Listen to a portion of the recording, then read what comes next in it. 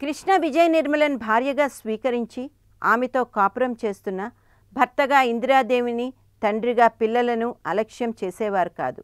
అయినా ఇందిరాదేవి దిగులుగా ఏదో కోల్పోయిన దానిలా బాధపడుతూ ఎప్పుడూ ఇంటికే పరిమితమైపోతూ ఉండేవారు.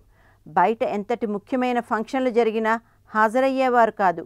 అలాగే తమ ఇంట్లో ఏ ఫంక్షన్ జరిగినా అందరితో పాటు కృష్ణ పాల్గొనేవారు, కానీ అక్కడ విజయ నిర్మలకు ప్రవేశం ఉండేది కాదు.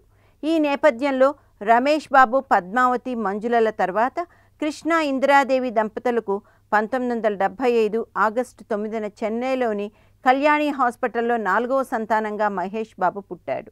మహేష్ బాల్యం, చదువు, సంధ్యలు చెన్నైలోనే గడిచాయి. అప్పటికే హీరో కృష్ణ సూపర్ స్టార్ స్థాయిని అందుకున్నారు.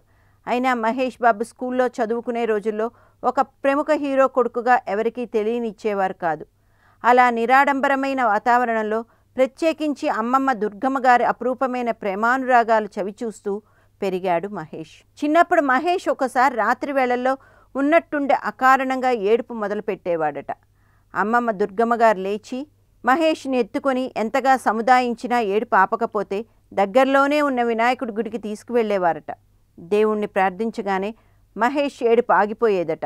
అంతటి ప్రగాఢమైన వాత్సల్యంతో తన మనవణ్ణి చూసుకునేవారు దుర్గమ్మ గారు. మహేష్కు చిన్నప్పటి నుంచి క్రికెట్ అంటే చాలా ఇష్టం.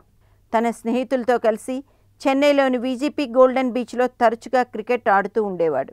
ప్రముఖ తమిళ నటుడు కార్తీ అప్పట్లో మహేష్ బాబుకు స్కూల్ మేట్. ఆ రోజుల్లో ఫిలిం షూటింగ్స్తో ఎప్పుడు బిజీగా ఉండే కృష్ణ క్రికెట్ ఆడటానికి వచ్చే మహేష్తో కొంతసేపైనా గడపవచ్చని వీకెండ్స్లో పాటల చిత్రీకరణను విజిపిలో పెట్టమని చెప్పేవారు. కృష్ణకు మహేష్ బాబు అంటే అంత మమకారం మరి.